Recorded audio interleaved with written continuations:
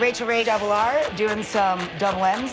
Woo! Food that you can make so quick it will free you up for more free time in your life. Look at that crispy skin. Delish. Ooh, that smells amazing. Boom! Nailed it! Hey guys, Double R here. Today, I am going to share with you guys such a fun dinner. It's Tonkatsu. You guys have probably had it a million times. Basically, hello, it's a fried pork chop. But guess what? My sister doesn't like pork, and when I cook this for her, I make it with a chicken breast. Guess what else is true? Equally delicious. So, I started a little bit ahead of you because this is a really annoying sound. Right? It only takes literally seconds to pound out each piece of pork, so I didn't cheat by that much. I cheated by like, what, a minute and a half? But I just figured that would get on your nerves after the fourth chop. And I want you to watch the whole recipe because it's so easy. If you're afraid to cook pork, you shouldn't be. You can eat pork a little bit pink. For years, pork's always been referred to as the other white meat. But actually, that's a little bit of a misconception because you want a beautiful, rosy kind of pink color at the center. My rice has come up to a boil, I'm gonna turn it down.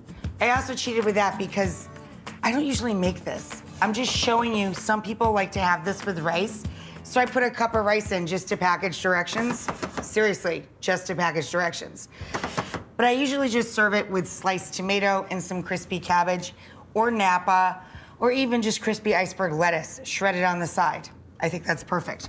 So we're going to make tonkatsu sauce to drizzle over the top, and we're going to dredge the pork in a little flour, and we're going to whisk up some eggs and add a ton of flavor to those with toasted sesame oil, a little squirt of sun-dried tomato paste, and a little granulated garlic.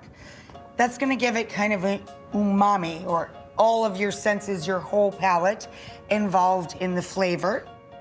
And we're also going to season the breadcrumbs. I always say layer your flavor, right? Take every opportunity to season everything you can in every dish. So for our breadcrumbs, just so I can get these out of the way, you can add just a little sesame seed. Make it interesting, keep it mild, right? Then you wanna take it next level from that. Perhaps you add a little, I don't know, onion and garlic. Little granulated onion, little granulated garlic. Still on the mild side. No spice going on there, just more flavor, right? Then, for those of you that like it spicy, like this gal and that guy sitting across the kitchen, John Kuzumoto's in the house, people, which means you guys are gonna get a cocktail.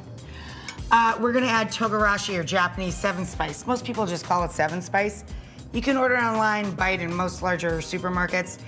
It's basically just chili mixed with black and white sesame and pepper, you know?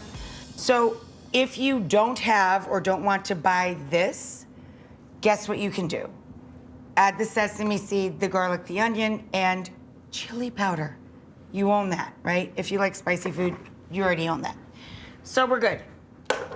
And we've already taken away, look, 3 things. You can see more stuff going on. So we've got the pork pounded out. These are beautiful pork loin chops. They were this thick when I brought them home. With just 4 or 5 pounds of the mallet in, what, 15 seconds? They became half that size. We do want to get the pork no more than 3/4 of an inch thick. I'm just gonna season this with a little salt and white pepper. I'm gonna put it out of the way for a minute so you can see a little more clearly. For the tonkatsu sauce, for the katsu sauce, we start with ketchup. For every 4 pieces of boneless pork loin that we trimmed and gave a couple of smack-arounds to, we're gonna start with about a half a cup of ketchup. I don't measure this stuff, you know that. I think it's a drag. We're gonna add a little bit of sugar, like a tablespoon. we're going to add light soy sauce. I like to go a little heavier in this. I'm gonna put in a couple tablespoons, about 2 tablespoons of that. Light soy sauce doesn't mean low in sodium or light in flavor. It means light in viscosity, and it's actually quite salty.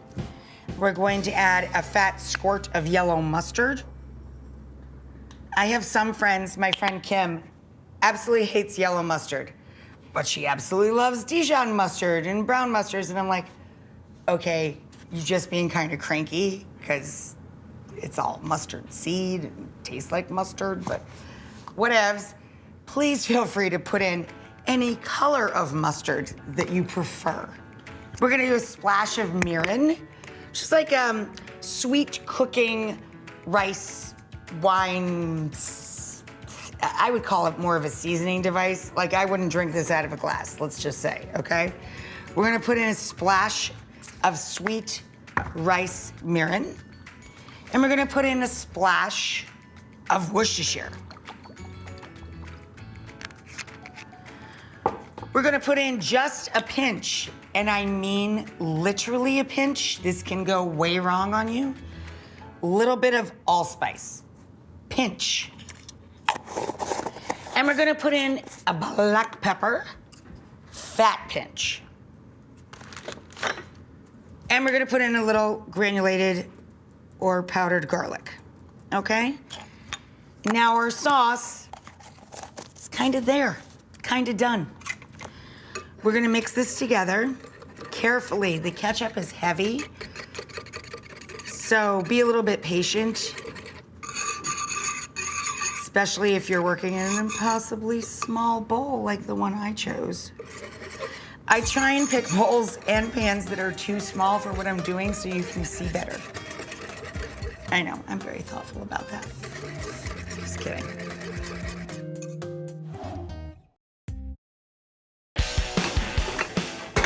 And back pantry, out of the way. When you're ready, I'm ready. Try not to do that at home. Literally, it hurt quite a bit. Let's move along to the eggs. Flour, egg, breadcrumb. Eggs. Crack them on the counter. If shell went in here, guess what we would do? Put bigger piece of shell into the dish. Guess what would happen? Like a magnet, it would suck up the little chip. Do you have a piece of shell in there, actually? Nope, I don't think so. There's a white dot in there on the back. Yeah, but I don't think it's shell. Look. I think that's just the chicken growing. It's a little bit of brain or a kidney or something, if the chicken had been allowed to live longer. Hey, we don't need that part. Okay, now we're gonna throw in a little sprinkle of garlic. A good drizzle of the top of the bottle, toasted sesame oil. And our umami ingredient, sun-dried tomato paste. Of course, if you have tomato paste in the drawer, just use that. So now we have this tomatoey, tangy weirdness with sesame oil going on in the actual egg wash of the pork or the chicken. You're gonna be like, what? And that's what umami means. People ask me, even to this day, and my family lineage is, my dad's a mutt. He's a little bit of a lot of things. My mom is Sicilian. Why anyone would assume I would know the history of the Japanese description of proper umami is kind of adorable to me. But it's kind of like, what? When you taste something really delicious that hits all of the different points of your palate on your tongue when you're dining on it. That's the best I can do. My husband could do way better. He goes to Japan almost every year. He can share it with you. Perhaps when he's making his cocktail. Honey, what are you making for a cocktail? I'm making, it's basically a sakatini, but I'm using yuzu juice. Oh, wow. And Hey, why don't you get started? I told him what I'm doing. I'm just gonna bread some pork chops. Okay, I gotta get my ice. I call this cocktail Ginza at night. Ginza is a very fancy neighborhood in Tokyo. That you have actually been to, correct? Yeah, of course. Yeah, in the daytime. Of course. Hasn't everybody? It's like all the fancy shops are there, and they have like really good restaurants and bars you can go to at night. And so this is kind of like I've never been there. Just saying. something you'd get. Not all of us have been there. I have iced down my martini glasses. You just splattered into the hot oil. Oh, Can that's we not bad. kill the wife who's making you dinner, please? That is bad. So this is a nice, dry, crisp sake. Doing about 2 ounces of that per drink. Then I'm going to cut that with some vodka because it is, after all, a teeny something. Well, you've never made a teeny cocktail ever, let me just say. Well, like teeny as in mar. I understand that. So then we are going to add a little bit of, this is yuzu juice. You can get it, like any supermarket has it, right? Yuzu is a very citrusy, bright flavor. That's the juice of yuzu. And he's adding that, but you could substitute lime. And then I'm going to, just to balance out the tartness of the yuzu juice or the lime juice, I'm gonna put in some simple syrup, which, as I've said before, is half water, half sugar, heat it up until the sugar melts, and then you can store it in a little squeezy bottle in the fridge and use it for your cocktails. Now we shall ice this down. Okay, I think we're in a good place to take a break. Okay, bye. Mark. Mark. Nice.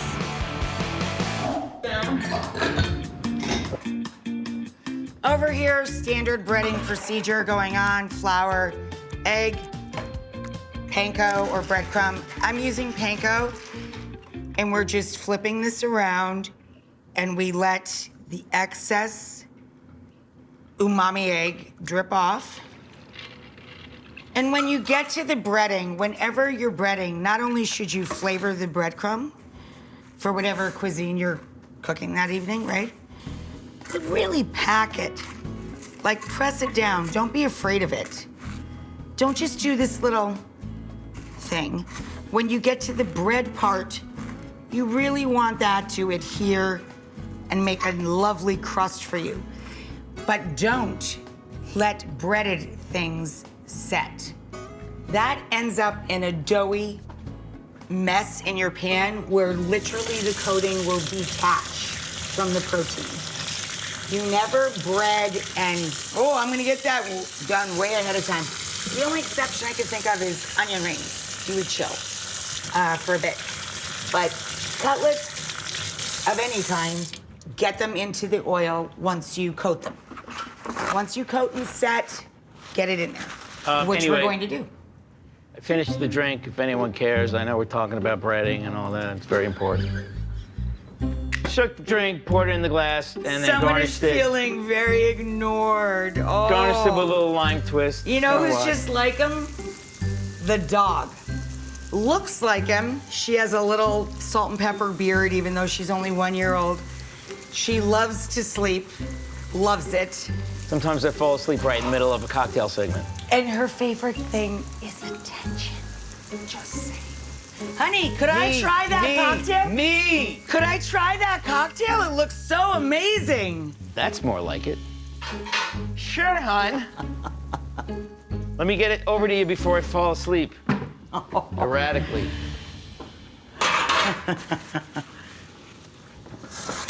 Rice is done, we'll let it rest. Plenty of time to not only wipe up the counter. You know, it's so funny. This is what this is designed for. A bench scrape is to literally scrape your bench, your workbench. It's primarily for pastry makers and dough makers, right? But I use it to move food from the counter to the pan. So I often find myself cleaning the counter with like a little scrap of paper towel or, you know, the dish sponge, instead of using the tool that was literally designed for that.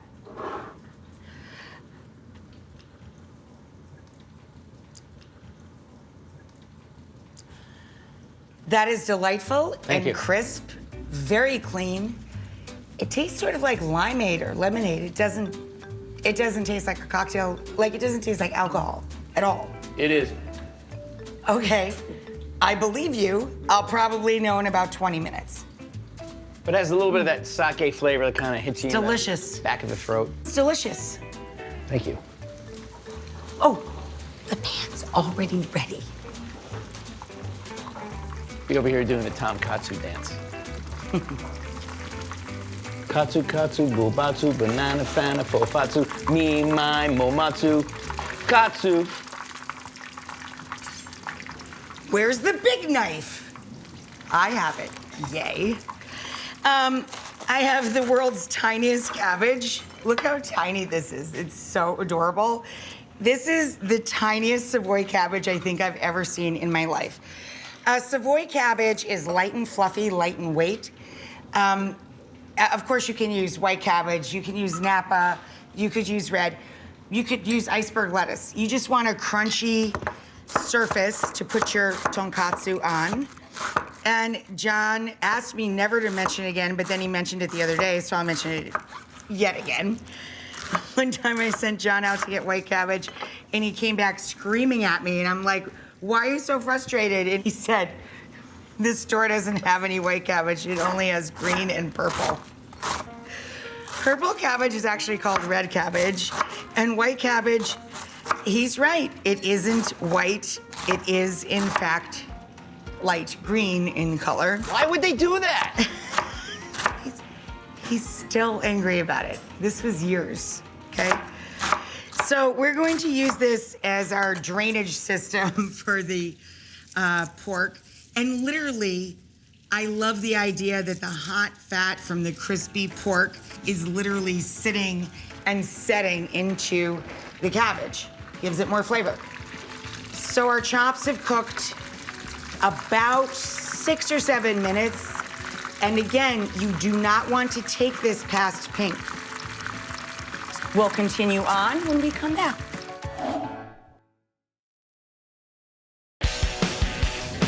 Beautiful.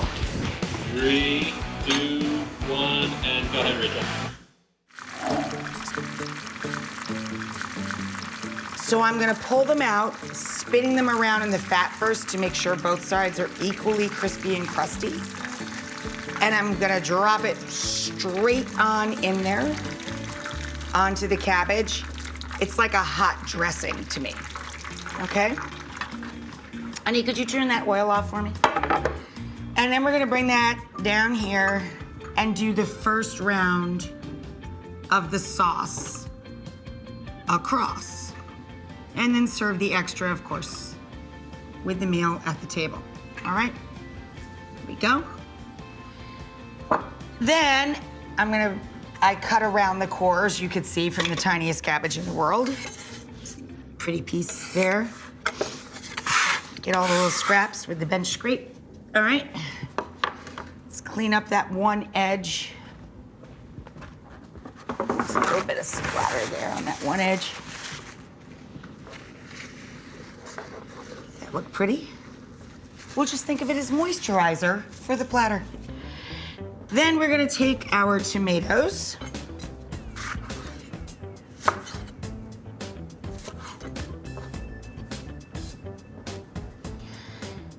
And cut them from the inside out so you don't dull your knife. And a little or a lot, up to you. Scatter them around.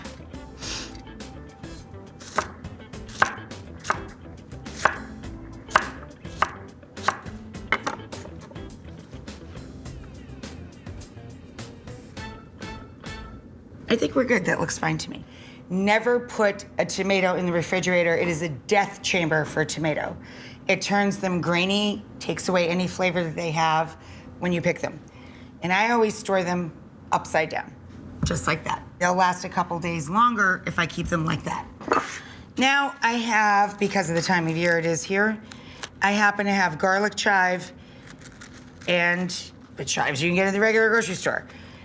Both cases, I'm obsessed with rubber bands. I wash every piece of produce, I prep everything when I bring it home, we talk about it all the time, so you're ready to cook any day. But when it comes to chives, I'm obsessed with the rubber bands because it helps keep everybody super tight together. It makes it much easier to gut them. And I just keep moving the rubber band up each time I take them out. Will you give me a small oval, like a, I don't know, blue or red?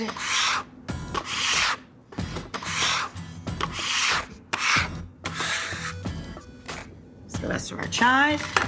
Thanks, babe.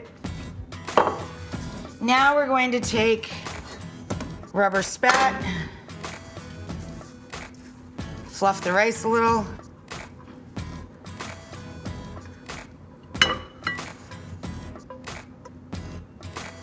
I just cooked it in stock and water to package directions with a sprinkle of salt.